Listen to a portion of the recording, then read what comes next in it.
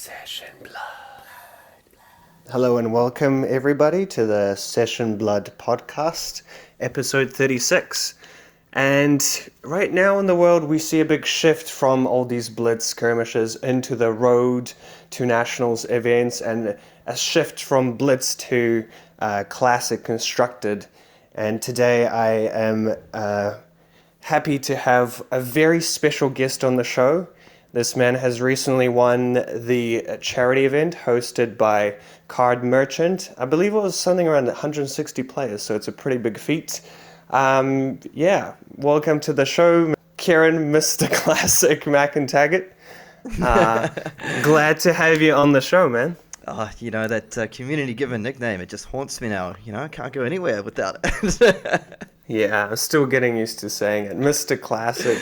I've made the terrible call of taking your bet that I'll call you Mr. Classic from as long as you win that tournament. So, now I have to get used to it. Yeah, as many of my friends will probably tell our viewers, or listeners, should I say, I'm a little bit prone to give myself my own nicknames.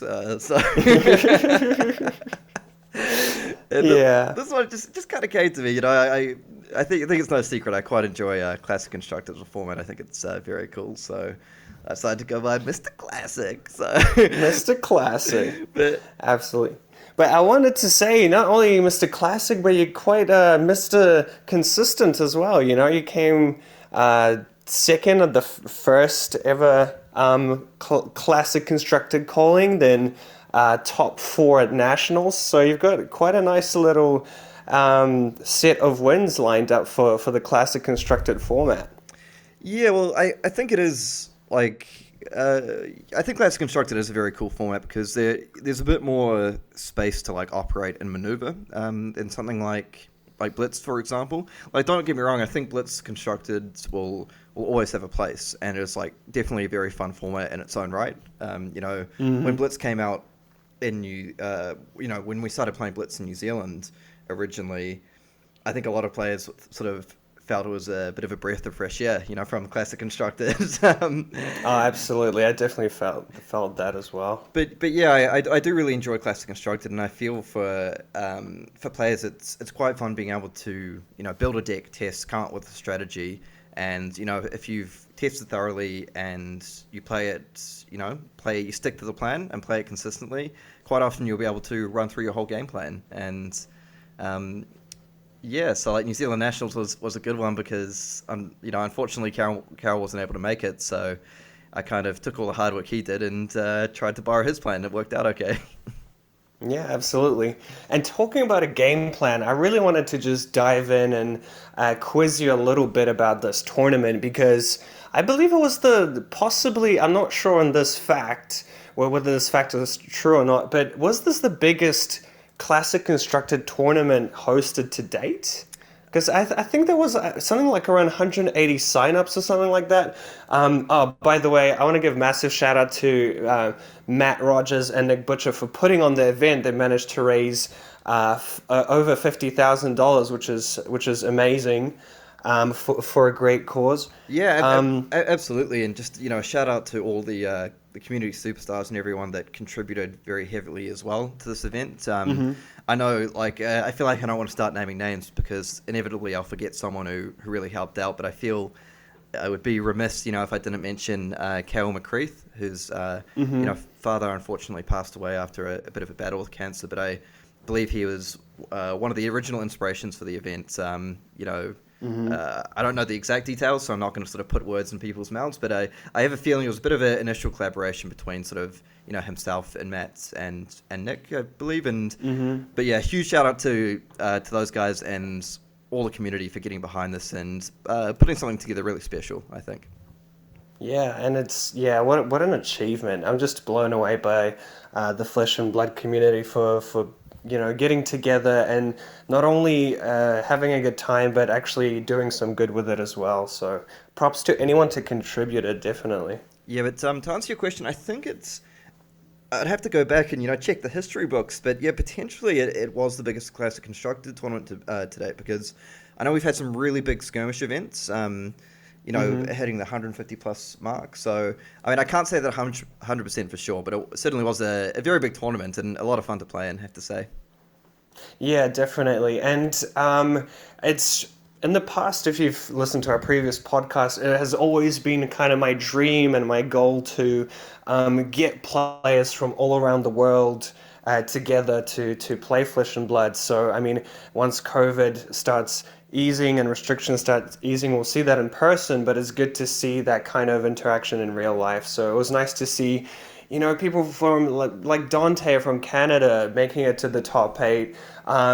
We had Matthew Clark from Australia making it. So it's nice to see players from all around the globe getting their name in that top eight and representing. I also wanted to give a big shout out to Plamen Marikov. Apologies if I pronounce your name wrong, but big shout out to Plamen. Repping it for Bulgaria in the top eight. I remember I actually played him in one of the final rounds of the Swiss as well, a very accomplished Dorinthea player. So huge shout out. Yeah. Really, I know there's a pretty good scene over there in Bulgaria. So yeah, did your country very proud. Yeah, absolutely. Go Europe, I feel like Europe is going to be dominating the scene in a couple of months. But anywho, let's focus on the tournament. So you've chosen Katsu. You Mr. Classic himself chooses the most classic hero, I feel, in the format. So what was your reasoning for choosing this Welcome to Wraith hero? Well, I've always been a big Katsu fan since I got into Fab. It was the first year I played in Constructed. Some of the Road to Nationals tournaments that we traveled to, I think I settled pretty early on to playing Katsu. Played at the first Constructed calling. And it's one of those heroes that I've always gone back to a little bit here and there. Like, there's been occasional metagames where I felt it just hasn't quite been the right choice, or it was sort of, just behind, or I couldn't quite sit on the right decklist to push it over the edge. But with a new metagame arising, and I felt like Chain was going to be pretty popular. I just thought revisiting something like Katsu would be quite a cool choice, because I feel when you have a hero that can put a lot of pressure on with on-hit effects, so Katsu obviously with things like Mask of Momentum for that draw card, or Katsu's hero ability, allowing you to discard a card to search up a combo piece on hits. I felt like that might work pretty well against a hero like Chain that also likes to play very aggressive, working through the soul shackles and everything. But another one of the big reasons is I really want to play some of my favorite cards from the new set, Belittle and Minnowism. The March of the Munchkins is what I call the deck. March of the Munchkins. I love it. I feel like, all these people were looking at cards like, whether it's Eclipse, Doomsday, all these crazy heralds for Prism. Soul Reaping is often named as, one of the most powerful cards in Flesh and Blood, and Kieran just pulls out the belittles, eh? Yeah, and as the flavor text on Minnowism says, be careful who you talk down to. So, so basically, I just thought, I'd really like to give Katsu a try. See if one of the old school Welcome to Wraith heroes could still kind of kick it with the new kids. Because I heard a few rumblings here and there online that it was all power creep and the old heroes couldn't keep up anymore. I thought to myself, Oh yeah, the talentless versus the talents debate. Yeah, I guess that's true. So I was pretty keen to give it a go and see what would happen. So I basically just put together a list, which I felt was quite a streamlined Katsu list. So it had a lot of your sort of classic combo lines. You've got the Surging Strikes and the League Taps, and I figured I wanted to get a lot of sort of 3 power or less cards in there where possible to trigger the Belittle. That's why I've got a lot of cards, basically a lot of, most of the blues aside from Minnowism, they're able to trigger the Belittle. So if I'm revealing stuff like, Fire and Center or Crane Dance. But I also really like cards like Head Jab in here. So Red Head Jab, 3 power card. It's pretty good in its own right. Just a 0 cost 3 power go again. And has that added bonus of triggering Belittle. Yeah, so I mean, on paper, belittle, it's kind of like a mini soul reaping, you could say, and, to make it direct comparisons, because you basically it costs one, and if you reveal a card, you can fetch a blue minnowism, which kind of nets you two resources in a way. Or, I mean, I can see the interaction with Katsu because. You can discard the zero card, you can pitch it to your Kodachis. There's a lot of things you can do with that blue card. And did you end up running any red ones? Yeah, Any so red minnowism? I ended up running one red minnowism. So the structure of the tournament was quite interesting in that you didn't have to submit the deck list, I believe, till the end of round three. Thinking back, I think the idea was that they wanted to give people an opportunity to try some new things in the first three rounds and then finalize your deck list afterwards. So I didn't have a red minnowism in there originally. I started to put one in to see if it would work in certain matchups. Yeah. As it was, I tended to play against more aggressive decks where I wouldn't like the red minnowism anyway. Even if I had played against the slow deck, I'm not 100% sure that I'd still run that card. I think the issue of running that in this type of deck that I was playing is that if you're looking at the deck, right, it works for cards like Head Jab and it works for the combo pieces, but it doesn't often work for much else. Like if you draw that card in isolation, it doesn't really do a whole lot for you a lot of the time. But one sort of cool interaction is that it only works for attack actions with 3 or less base power, but it doesn't get sort of eaten up or used if you play a card with more than 3 base power. So, you could get yourself in a cool situation. This is kind of how I pictured using the card, is where you do something like you play your Belittle, revealing something like, maybe a red Whelming Gust Wave, or even a red, anything really. It could be a blue card. Then you fetch up the red Minnowism, then you play it, and then you play like a Surging Strike for whatever amount of damage, and then you play a Whelming Gust Wave, which would then get the +3 from the red Minnowism. Or even if you do it with like a Rising Knee Thrust. But it allows you to, I don't know, I feel you can start to get really tricky with it as well, because you might do something like you go Belittle, you remove a Tunic counter to play Belittle, you reveal a blue card in your hand, maybe like, say, a blue Rising Knee Thrust or a red Head Jab, and then you fetch up the red Minnowism, and then you play it, and then you play the Surging Strike, and then your opponent's thinking, wait, like, surely they've got to have the Gust Wave. They must. Why would they search up red Minnowism if they don't have the Gust Wave? And maybe you do, maybe you don't, but maybe they think, well, if they got the Gust Wave anyway, I don't want to block the Surging Strike. Then, so I don't know. It brings us around. True. Yeah, I see that. You could be holding like a red Head Jab or something and just hoping that they don't defend the Surging Strike. So they're kind of like they're kind of damned if they defend or damned if they don't, because if you do have the Gust Wave and it's coming in for 7 or something, that can be quite punishing. Yeah, so I mean, generally speaking, I'm not sure if I ran this deck again, if I would totally like 100% include the red Minnowism. I think a lot of the time I do prefer using it for Belittle to like that situation you mentioned earlier. Like it's at its best, I'd say, when you play Tunic and then you use Tunic, remove the counters for Belittle, reveal something, and then get a blue Minnowism in hand. It's really good because, like if you need the resources, it's there for the resources. It's 0 cost, so it pitches to Kodachis with Go Again really well. But on top of all that, it just provides you sort of Katsu fodder. If that Belittle, they're then put in a position where if they don't block that Belittle, you can then discard the Minnowism that you just fetched up for free, and then you can pick up a Whelming Gust Wave or a Rising Knee Thrust to finish off, to continue on your combo lines, or even and open the center if if you're still running that in the deck. So it is quite a cool card. And yeah, it is just card advantage, and I mean Katsu. A lot of the time we talk about Katsu as one of those heroes that gets kind of exponentially better the more cards you have in hand, because of what you can threaten and how you can find these combo lines together and stuff like that. But so you've chosen Katsu, and I guess that was quite a meta call, right? What were the kind of classes that you were most expected to see for this? Well, I was definitely expecting to see a lot of chain. I wasn't quite sure how the meta was going to fully shake out. But what I expected to see was a lot of chain. I thought there would be more Prism than maybe there ended up being.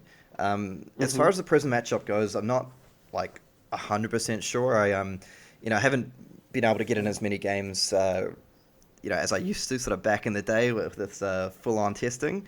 But I thought the matchup against Chain, I was like, well, in theory, I feel like I should be able to race them a bit.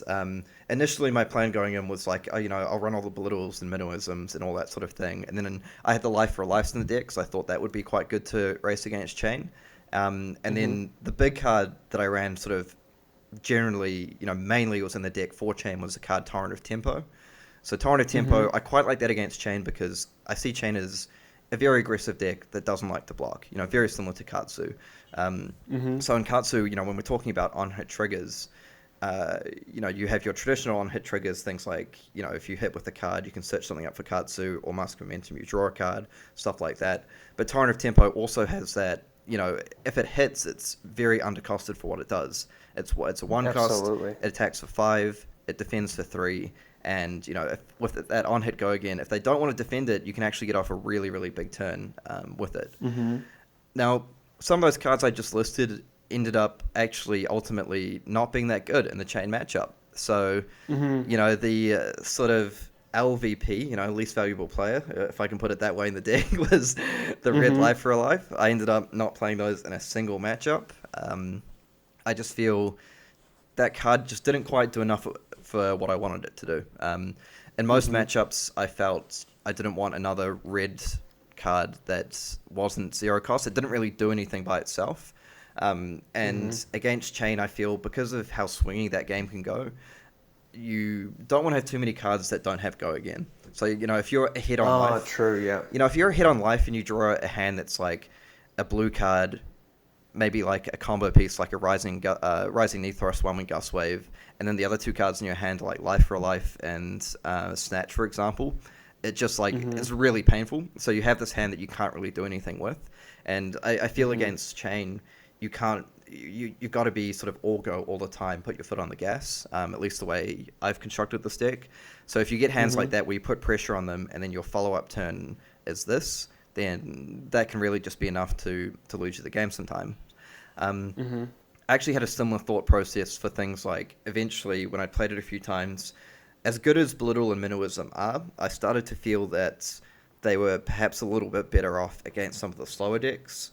So I started against decks like Chain being a bit of a sellout and taking out all the Minnowisms and all the Belittles and all the Life for Lives, and even taking out sort of, a few cards like Blackout Kick, Snatch, maybe even one Art of War. These cards that by themselves sometimes don't do a whole lot, and just trying to go as consistent as possible. So, definitely, yeah. So, sorry, I got a little bit sidetracked there and started talking a lot about Chain. But as far as decks I was expecting, I was kind of thinking we'd see a bit of Chain, a bit of Prism. Again, Prism, I wasn't fully sure of what the matchup was, but I just figured my plan would just be race them, just full on race. See if I can be annoying with Kodachis to chip away at things like Spectral Shields, and basically try and play a game where I destroy their auras early if they play them out. And then at a certain tipping point in the game, if I can put a lot of pressure on, then at a certain point, maybe if I get into sort of 15-ish life, 15 to 20 life, where I can have a big turn, at that point I can sometimes just say, you know what, I'm going to ignore the auras and try kill you and see if it works. Yeah, I guess Katsu has that luxury of kind of being able to play out his whole turn and then kind of finish off the turn with a Kodachi to a Spectra. But the Phantasms seem to be quite an issue. I mean, none of your cards could pop them, right? Yeah, absolutely. So I've seen, I think some Katsus out there have decided to, look at certain cards to deal with that. One of the ones that come to mind are cards like, for example, Command and Conquer, Nourishing Emptiness, stuff like that. Anything that defends for 6. Going forward with, if Prism becomes a more significant part of the metagame, that may actually be correct. I'm not sure. I'm not going to sit here and claim I'm like the authority on how to play Katsu versus Prism. The way I was looking at this deck, I think I just couldn't really find space for it. Maybe now that I'm thinking of it, an option could be if you're cutting the Life for Life, maybe you just want to throw in some Command and Conquers or other 6 power cards for that Prism matchup since they weren't very useful. But the way I was looking at it, I was thinking I haven't tested a ton against Prism, but I'm just going to play this like super aggressive with my belittles, minnowisms, all these like low to the ground, go wide attacks, and just see if I can race them. So, against them, I'm not even sure I'd necessarily play Flick Flack. I might leave in a couple to deal with the Herald of Eruditions, but because I know a lot of builds play things like Pummel anyway, I really hate defending on Katsu and then getting blown out, like using 2 cards to defend and then getting blown out by a Pummel and losing your whole turn anyway. Yeah, true. Yeah, so basically, to round out the question, I was thinking Chain, Prism, and then I was kind of feeling that we'd see a little bit of, maybe a little bit of other people playing Katsu, a bit of Dorinthea, because I know it's a very popular hero, particularly over in the States and some places in Europe as well. I figured we'd see a little bit of Guardian, because I knew Karol would be playing the tournament, I knew he'd be rocking the Guardian, and I knew there were a few fans out there who were wanting to play with a few new cards, things like Rouse the Ancients in particular. Yeah, absolutely. Talking about back to the Chain matchup, I mean, it's Chain is quite a prevalent hero in that particular tournament. But one of the cards that blew me away when I saw you play on the stream, and if you want to check out the stream, it's you can check out Tolarian Dropouts on YouTube, and they have the whole stream, the whole top 8. Kind of playoffs there. Shout out to Rob Seigel. Sorry, keep going. Oh yeah, absolutely. And Saint did some awesome commentary as well, and really got the crowd going, which was awesome to see. But the card that really blew me away was the Heartened cross strap. Yeah, so the Heartened cross strap. The humble Heartened cross strap. So, walk me through your thinking. How come you decided to go for that particular equipment against Chain? Yeah, so I just wasn't able to pick up a tunic for TTS, so I thought whatever. I saw your list. Yeah, so Heartened Crossstrap, I love Heartened Crossstrap. I think it's like a very, very cool card in general, and sometimes a little bit overlooked. And just before I go into like talking about it, I just want to say to like Ninja players out there that may not necessarily have a tunic, I feel you can very much play this deck without tunic if you need to, and just rock the Crossstrap instead. Now, to answer your question for Chain in particular, because that was like really the one matchup I believe that I would like always play it in. A lot of the other matchups I felt I couldn't quite give up the tunic, but for Chain in particular, the reason I played it is I feel, they've got this huge roadblock that, most chains that I came across played, in fact, all of them, in Carrion Husk. So Carrion Husk is just so good at shutting down your really big turn on Katsu. And I was trying to think, like, how can I make my huge turn, like, big enough to get through their big turns, right? And I figured Heartened Crossstrap was, to me, the way to go, because the biggest turn that Chain doesn't want to deal with is something like one that starts off with a red Surging Strike. In a perfect world, you go, like, Plunder on red Surging for 8 or something. Now, I think with Ninja, like you were mentioning earlier, your hands get sort of exponentially better the more cards you have in hand. So to be able to sort of start the game effectively with an energy potion in play, I mean, not exactly, but like close enough for the purposes I wanted. True.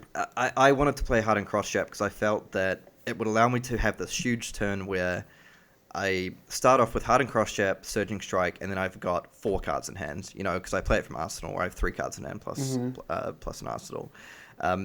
I think that makes it very difficult for Chain, because at this point, they... if you get 5 damage through and fetch up the Gust Wave, a lot of Chains aren't playing defense reactions, or aren't playing very many if they are. Yeah.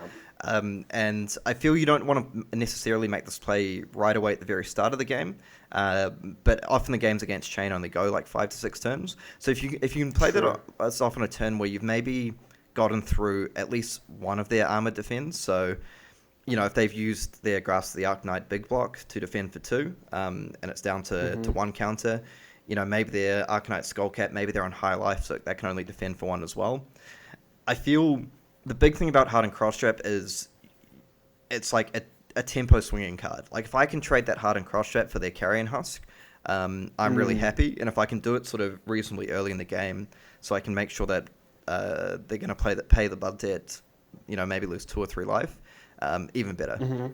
So Absolutely. I feel like sometimes in a game against Chain, like you really just need to be grasping that tempo as soon as you can, because if they've got sort of 2 or 3 soul shackles and you're not forcing them into defending with multiple cards from hand, they can very easily overrun you. Particularly in my build, I don't play any null rune. I just go all in. I basically don't defend anything against Chain ever, unless it's like and At least that's quite like it's a very digestible piece of advice. Okay, sweet. I'm just gonna go for it. I'm not gonna defend anything and just yeah. I like that. Yeah, pretty much. Like the only time I defend sometimes is like maybe late game with your equipment, or a lot of them are playing Nebula Blade. So if Chain attacks for 1 with Nebula Blade, I'll probably use my Breaking Scales. Or sometimes if they attack for 4 and I've got spare cards that I can't use them all, I'll throw the Scales and a card in front. But basically, I'd never want to defend. And basically against Chain, the game usually goes somewhere between like 4 to 6 turns. Quite often, you're not going to get the full 2. You're not going to get 2 activations out of Find Out Spring Tunic. So Heartened Crossstrap just offers more resources. Also, Chain doesn't have a ton of on-hit effect cards. I know some builds run things like Snatch. They run things like Consuming Volition. I've seen some builds run Command and Conquer, but I feel they tend to run that more against like the Prism matchup.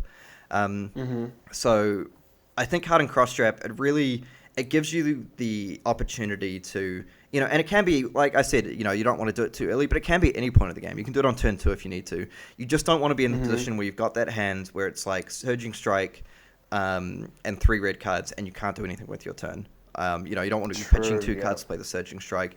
It just means that at some point in the game, when you draw that Surging Strike, you can immediately drop it down and just be like, all right, now you have to deal with this turn. And even if you don't get damage through it, I really feel it allows you to like seize the tempo back off them and and go for it. Yeah, it's a very much a race to the bottom kind of matchup. It seems. I mean, they get exponentially better, so you want to race them. At the same time, they want to pressure you with their like on hits and things like that to pressure you. So it's just a full on race, and that's exactly what we saw in your matchup. Was it the semi-final? I think it was the semi-final. Yeah, so it was a semi-final against Matthew Clark, where it was just a bit of a full-on race. I felt, I got a little bit fortunate. I drew pretty well that game. Not gonna lie. I think he may have forgotten to make a Soul Shackle at some point as well. Someone was telling me after the game, which can definitely hurt. It didn't sort of hurt him in the fact that he missed the action point on that turn, but it did. It just meant he was banishing 1 less card for a few turns later on in the game.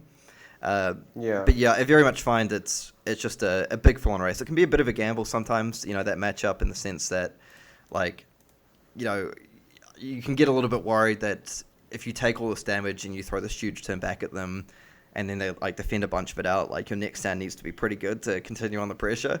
But that's why against Chain in particular, like I was mentioning earlier, I like to, because I'm taking out Tunic as well, cards like Belittle get a little bit less valuable, and cards like Art of War become slightly less valuable with no Tunic. So, I cut the 3 life for lives that probably shouldn't be in the deck in the first place, but I cut all the Belittles, all the Minnowisms, an Art of War, a Blackout Kick, and 1 Snatch as well, because I just don't want to be put in a spot where I have too many cards that don't have Go Again. I think I actually took out the open the center as well against Chain, so just really trimming off those like the end of the combo line cards, things like open the center, Blackout Kick, and just going as consistent as possible to try and make sure you've got those the combo chain openers to put pressure on them. Yeah, true. That's cool. And I guess Chain's one of those decks that, because they get exponentially more powerful the more they banish, you kind of, as soon as you pressure them very early on, you can really afford to do that without kind of expecting anything back. And also, it seems like one of those decks that doesn't really like running defense reactions. Because Chain's one of those decks that, at least in my experience, it doesn't really have that strong an early or like a very early game, because you really want to be from me playing against the deck during that tournament. It seems like the first few turns is more just sort of set up for them, so that the Chains, they want to try and chip through a bit of damage through against you while they can, but they're really waiting to get sort of those 3 to 4 Soul Shackles going, so they build up these really powerful 7 or 8 card hands. So I feel sometimes it's all a bit of a matter of timing as well against the chain decks. If you can, I found sometimes the sweet spot for like the Heartened cross trap is, you force a few blocks earlier from the equipment, and then on sort of turn 3 or 4 where they start to have a few soul shackles, if you can really sort of put them under the pump with a huge surging strike turn, then if you can force them into defending with like say 3 cards from hand, you can sometimes get a little bit lucky, and you see the chain player banish 3 to 4 cards and maybe even take a little bit of life from blood debt and just sort of not be able to make full use of that. And then if you can continue on a little bit of the pressure the following turn as well, then you can really build up this lead during those critical turns like turn 3, turn 4, that allows you the flexibility to take a lot of damage back on one of their turns in order to try finish them off. That's true. And kind of going back to your Swiss rounds, what were the kind of common decks, and how did your matches go? Were there any kind of plays that stood out to you that you want to kind of talk about? Yeah, like I feel I had some really good games in the Swiss. I feel one of my early opponents, it might have even been round 2 or round 3, was Marnie, who owns Card Merchant Nelson. So a local New Zealand player. So we had a really close game on Prism. It was one Prism I played in the entire tournament. So I think we both ended up on 1 life at one point, and fortunately I was able to, just sneak the damage through before he got me with like a Herald of Erudition or something. So that made me a little bit worried. I was thinking, wait a sec, can I actually beat Prism, or is this just... Yeah. But so that was a really good game. I had a lot of cool games against like a lot of people from all over the world. I know I played like a few Americans. I played towards the end of the Swiss. I had some really tough matchups. So my one loss in the Swiss was to Jordan Nelson Fossil in the Katsu mirror. It was a bit of one of those funny games where we both didn't really draw too well, but he got through the damage towards me and put me under too much pressure. So full credit to him, playing a very interesting build with stubby hammers and yellow leg taps and stuff. I thought that was quite cool. And then I played Aaron Curtis in round 7, which was like my win, and I had to win it. And no, sorry, not Aaron Curtis. What am I talking about? Sorry, Alan Kernahan. Played Alan Kernahan, who was on chain as well. And yeah, one of those games where I feel like he just didn't draw that well, unfortunately, and I feel like I drew really well. Like I was just, top decking like a madman at times. Like I draw one card and it happens to be the combo piece, or like I draw a card off Mask of Momentum and it happens to be like the statch I can throw out at the end of the combat chain. So that's pretty sick. Yeah, like it's kind of when you're doing well on Katsu, it tends to go really well for you. So that was a cool game. And then my final round of the Swiss was against Plumman, playing Dorinthea, which ended up being, so it was a very cool game. It ended up being, pretty good practice for what ended up being the final round, the final where I played against Aaron Curtis on Dorinthea. So against Plumman, I think one thing that may have hurt him a little bit is he did crack his Refraction Bolters very early, I think on turn 1 to get that early Dawnblade counter. But I think there was one big turn where he took like a ton of damage from me to hit back with a Steelblade Supremacy turn. But if I could give like one small piece of advice to Dorinthea, and this isn't tied against Plum because he's a very good player, made the top 8, but I think both him and Aaron, I think, ran into this problem a little bit, where they sort of took quite a lot of damage, but were relying a little bit too much on a Singing Steelblade, I think, for their swing back. And I think you can run into a little bit of trouble sometimes on Dorinthea if you let your opponent build up quite a big life lead, and then if you don't have access to those Refraction Bolters and you're relying on a big Steelblade Supremacy turn, you just really need to make sure that like your turn doesn't just fizzle out a little bit if your opponent doesn't defend. Because sometimes opponents might look at it and say, what's worst case scenario here? Okay, worst case, if I don't defend this attack, then my opponent plays something like a Glint the Quicksilver, for example, and doesn't get the card draw. And then they attack me one more time, and I've taken sort of, maybe 10, 12, 14 damage or so. And that's evened up the life totals, but now I have a full hand. Whereas you look at it and say, well, okay, if I do defend this big turn, if I choose to defend with one card, or I try to use like 2 cards to defend it, and they drop the Singing Steelblade and completely blow me out, then that like just massively ruins my entire game plan. So I think that was maybe the one sort of common thing I noticed, or the one sort of similar thing I noticed in both those games, playing Katsu against Dorinthea. I think my opponents sort of maybe took a little bit too much damage on certain turns, and then when I didn't defend, they weren't able to use that Singing Steel Blade to fetch up either like a Glint the Quicksilver or a Twinning Blade to continue on to make the turn, to force me into defending. Yeah, I see. And I guess, I mean, that leads us nicely onto your finals against Aaron. Traditionally, I feel like Katsu has, especially the aggro variants, have kind of struggled against Dorinthea. It's been always the kind of Achilles heel, looking back at kind of the Welcome to Wraith metagame. So to be honest, it was quite nice seeing a bit of a throwback in the finals, the classic Katsu versus Dorinthea matchup. How do you feel about the particular matchup, and how did your game go against Aaron? Yeah, so that one, I'm not going to lie, I was a little bit nervous going in, playing against Dorinthea. I feel Katsu versus Dorinthea is, it's a bit of a classic matchup, going all the way back to the Welcome to Wraith days. Back when it was just Welcome to Wraith as the only meta game, the way I felt I could deal with that matchup is running a lot more defense reactions. So I'd run sort of, 9+ defense reactions, things like Sink Below and Flick Flack and Springboard Somersault. And I felt I could sort of play a little bit more mid-range control-y. And with the idea being that if I could turn off Reprise by using my defense reactions from Arsenal, or, using them to make really efficient blocks, it would work out quite well. So for this particular deck, I only had the 3 Flick Flacks. And so I was a bit concerned, thinking that the problem I feel when you play against a deck like Dorinthea on Katsu is that, on Katsu you've got these amazing on-hit effects, right? We've been talking about it the whole episode.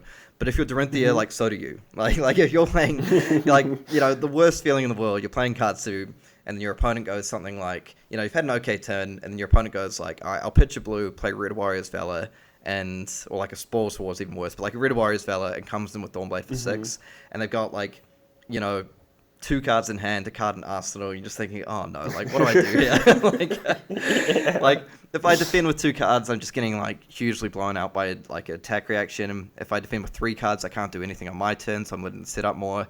If I don't defend at all, I'm taking 6 damage, and they get to attack another time. It's like, it's just a really frustrating thing to deal with.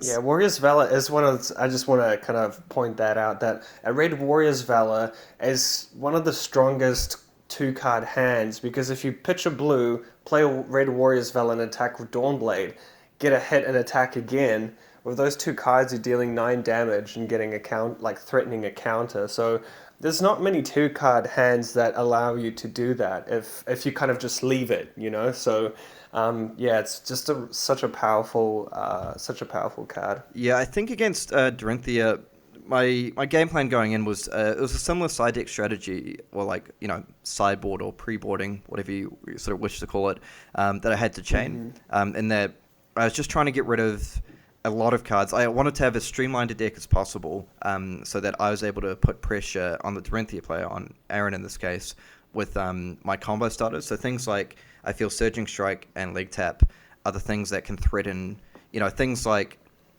it can threaten sort of Mask Momentum triggers, and it can threaten quite a lot of damage in one turn to allow me to keep up. So against then, again, as much as I love the Munchkins, I cut all the Blittles, all the Minnowisms, Life for Life, of course. One of the big differences is I did cut 2 Torrent of Tempos against Dorinthea.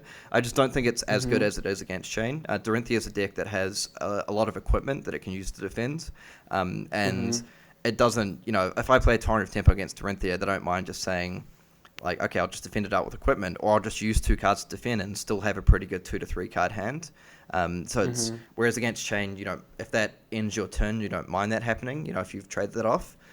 So my game plan sort of going in was just kind of basically to try play around Reprise as much as possible. Like, my idea was that I don't really mind giving up Dawnblade counters, as long as I can justify that by having like some pretty big attacks back on my side. Like, it's one of the few matchups with this deck where, when it comes down to it, on certain turns, if I felt that I would have to defend, I wouldn't mind just throwing down all 4 cards and saying, okay, I'll use my whole hand to defend against your attack this turn. True. But I think the critical thing about this matchup is just trying to assess like what is the likely outcome of this. Like, is there any point defending? Because I think what can happen is where it can start to really go downhill is if you start doing things like, you defend their Red Warrior's Valor attack with 2 cards and they play an attack reaction, and then they do something like use Brave Forge Braces and come back in for 4. And at this point, on Katsu, you've only got your Mask of Momentum, which you don't really want to defend with very early on, your Tunic, which is the same, and your Breaking Scales. Once that Breaking Scales is down, these sorts of attacks become very hard to deal with, even if you defend with both cards from hand, 4 versus 6, if they play an attack reaction, it gets through. So I think it's all about sort of knowing when to defend and when to just sort of bite the bullet and say, I'll take all this damage and I'll try force cards out of your hand back. Okay, so in a way, you could apply similar advice to the chain matchup. I guess the best way to not trigger a prize is to just not defend and just hit them in the face. Absolutely. Like there might be certain turns where, like, if they don't have the, based on their hands and resources, like you just know that the best they can do is like give their attack +4, and then you just throw your whole hand in front and it's fine. But a lot of the time, I think I always see the game against Dorinthea as like a 3-phase game. Like phase 1 is when they have all their equipment up, so they can defend for 2 on all of them, like the Skull Cap, the Courage of Blade Hold if they're playing that, the Brave Forge Braces. Kind of phase 2 is when you've chipped away a little bit. Maybe their Refraction Bolters has been used to defend. They've got like 1 counter on Brave Forge Braces, maybe even a counter on the Courage, and then because then they can't just sort of throw these huge blocks in front of your attacks that you can't deal with. And then once you can get through those, phase 3 is kind of when they've got no equipment left. And when they have no equipment left, that's when you really want to put the pressure on and start trying to win the game, because then your stuff like your Whelming Gust Wave, the red one that comes in for 4, that's now they have to use 2 cards to defend rather than like a card plus equipment. Yeah, and this kind of aggro against aggro, you're both trying to get those on-hit effects. I love watching those games because of how intense they are and how every turn counts, because of each player is just trying to like kind of just go as hard as they can. Where was I going with that? Basically, it's really exciting to watch, and I feel like that play style was just so fun to watch, and as a viewer, like watching the streams as well. And it really showcases the importance of tempo in something like that. Like, I feel like it becomes really counting the life totals and knowing how much damage you can take, to go ahead with your attack. I think the final really illustrated that as well. Yeah, absolutely. And sometimes it's it comes down to more than just pure damage. Like, in certain spots, it's, when you're playing against a deck like Dorinthea, a lot of the time they don't care about vanilla damage. One of the sort of final turns of the game, I had the option to go for sort of Kodachis into head jab and to potentially open the center. The problem with that line is I just kind of looked at life totals and I'm like, Aaron's going to look at this and understand that he doesn't care if he takes like 9 damage here. If I'm on if I'm on sort of pretty low life, Aaron's perfectly comfortable going down to 3 or 4 life and being like, okay, now you have to deal with my like 4 to 5 card hand on Warrior on 6 life. Like, good luck. It's true. So I think sometimes it's about being able to threaten, these really powerful on-hit effects, things like, Gust Wave into Genshi's release, which I managed to get off in the very late game. And just, I think that's my big sort of general piece of advice playing Katsu is that, number one is trying to use your Kodachis in a way that's, I think someone described it, you might have been Ryan, using your Kodachis very surgically, like basically using them in a way that makes it like the most annoying for your opponent to defend against. So things like a common example, you pitch a blue, you attack with 1 Kodachi, and then you play leg tap. So instead of going Kodachi, leg tap, you might go Kodachi, leg tap. The reason being that if you put all your eggs into that one basket, they're thinking, okay, that leg tap, I have to defend this because not only does it as a Mask of Momentum trigger, but if it hits, it's also fetching up a Rising Knee Thrust. Whereas the math might change a little bit. If you play that league tap second, they might be more inclined to think, oh, okay, maybe I'll let this through, but then they have to defend the Rising Knee Thrust, which is coming in for 5, which is 2 cards to defend with, that kind of thing. Oh, yeah. Or even like another one is using like your Surging Strike, because people sometimes don't mind letting the Surging Strike through. So if you have the Gust Wave, you might pitch a blue and go Kadachi, and then use your Tunic plus your remaining resource to play the Surging Strike, because Surging Strike is now a card that says, on hit draw a card. Because of that Mask of Momentum. I see. So yeah, I think using the Kadachi quite surgically is like, those are maybe 2 kind of basic examples. But I think they're sort of important ones to know. The other one is, I feel sequencing is like just super, super important on Katsu, making sure you sequence everything correctly, to, make sure you're not breaking the chain at the wrong time, or making sure you're not sort of pitching a card and then you're not being able to attack with Kadachi's will go again, sort of things like that. But maybe like one of the biggest ones just in general on Katsu is, it's sometimes not so much about how you use your big hand, like how you play your really big hands.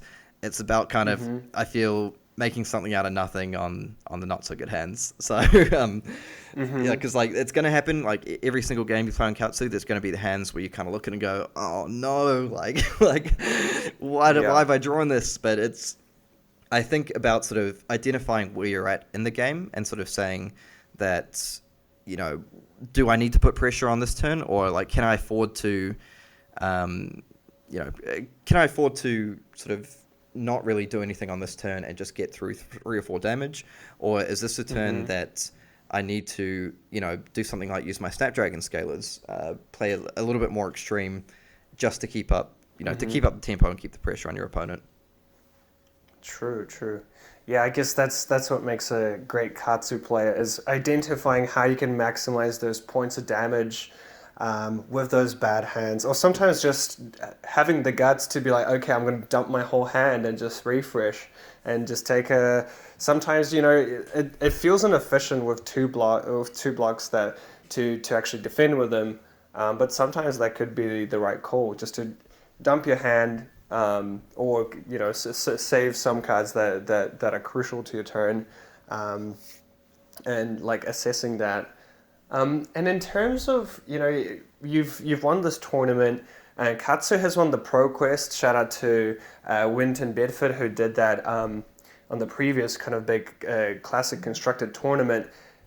Is Katsu well positioned in this metagame? What are your thoughts on the metagame as it stands now, kind of going into this road to national season? One thing I will sort of caution is I think it's very early days. I feel for, in my opinion, I think decks like Chain and decks like Prism, for example, are still pretty new, like very new to Classic Constructed and just like very new in general to players. I feel as players maybe like, play a lot more games with these decks, or like, try out new strategies, things like that, that it will start to get like closer and closer. So I felt like Katsu, in my mind, was quite a cool choice to play for this particular tournament, because I was quite experienced with it. I felt it had good matchups. I feel as time goes on, we might sort of see, a few more Prisms out there, like maybe a few more Chains playing things a little bit differently, or even just decks, like, if Katsu does become very good. Because I think Katsu is one of those decks that, like, in certain metagames, it can be very strong. And those are ones where people aren't playing that many defense reactions and sort of find it difficult to deal with these, like, breakpoint attacks with powerful on-hit effects. I see Katsu as maybe not always being, like, the absolute top dog of the metagame. But I quite like Katsu as a deck that sort of can keep the metagame in check sometimes, when people start to get a little bit too comfortable saying, I don't need these defense reactions, like, I can play super aggro too, I've got this really fast deck. You can come along in Katsu and say, like, I've been racing since the Welcome to Wraith only days, like, Absolutely. So I do think Katsu is like a viable deck. I just wouldn't say it's going to be the absolute be-all, end-all, absolute meta breaker that will beat absolutely anything out there. But I do think, yeah, I feel like the metagame going forward, I feel like we are going to see a little bit more chain, a little bit more Prism coming out. I'm not really sure what we get. Like aside from that, I feel like the sort of Guardian, Bravo. We're seeing a few players, particularly Karol and others, pick that up. Aside from that, I don't really know. I honestly, I'd love to see some Bolton. I'd love to see some Fire. Maybe some of the old Arcane Rising heroes make a bit of an appearance. Yeah. But one thing I will say for Katsu is Katsu is a deck that like a lot of things in Fab, I feel it seems quite simple, but it can be deceptively quite a deep deck. And on top of that, it's something that rewards practice and rewards repetition. So if you put in the practice, Katsu, he'll reward you. Yeah, absolutely. It's quite a simple deck to get good with, but it's really hard to master, it seems. Yep, no, I'd agree with that for sure. But it's very fun deck to play. Absolutely. All right, I guess that's it for us for today. I hope you enjoyed this interview. I was stoked actually that Kieran won. It just feels like it kind of validates that the stuff we talk about on Session Blood is actually legit, that we're not just talking smack kind of thing. But yeah, we do have a lot of podcasts in the past, things like dealing with Dorinthea and some of these episodes that I feel like you're really showcased in this tournament. Yeah, absolutely. That's the thing. I joke about this whole Mr. Classic thing with it's a bit of fun. I feel this might be the last tournament I win for a very, very long time, so I'm trying to sort of revel in it a bit. But yeah, it was really nice to just get another opportunity to play and to come away with the win, because like you said, I've come second, I've come third in a fair few tournaments, but I feel like I haven't won all that many, so it was nice to be able to win one for a change. Oh, absolutely. Awesome. Good luck everybody who's playing the Road to Nationals events, and I'm sure we'll be back with some coverage later on, but for now we're going to sign out, so catch you later. Yeah, thanks very much for joining us, and we'll catch you guys next time.